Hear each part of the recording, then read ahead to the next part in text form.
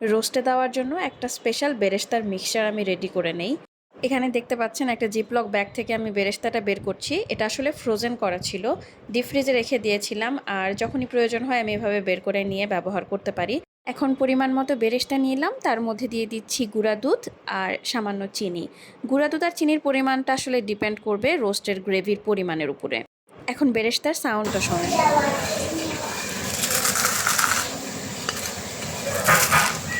Sound শুনেই বোঝা যাচ্ছে যে এটা কতটা ক্রিস্পি আছে। অথচ এটা কিন্তু তৈরি করেছিলাম প্রায় 15-20 দিন আগে, মানে ঈদের অনেক আগে আমি তৈরি করে রেখেছিলাম যাতে পরবর্তীতে ব্যবহার করতে পারি। আর এভাবে কিন্তু আপনারাও সংরক্ষণ করতে পারবেন। আমি একটা পোস্টে ডিটেলস সব কিছু লিখে দিয়েছি, আপনারা ওইটা দেখে নেবেন। আর এই মিক্সচারটা আমি এখন সরাসরি রোস্টের মধ্যে দিয়ে দিব। রোস্ট যখন 80 থেকে 85% রান্না হবে সেই পর্যায়ে এই মিক্সচারটা অ্যাড করে দিব। এটা একটা শুকনা রোস্ট, যেটা কিনা বিয়ে বাড়িতে সার্ভ করা হয়। তবে আমি এখানে একটা জিনিস স্কিপ করেছি, সেটা হলো কালার। কালারের জন্য একটু লাইট লাগতে পারে, তবে ফুড কালারটা আমি সাধারণত অ্যাভয়েড করি।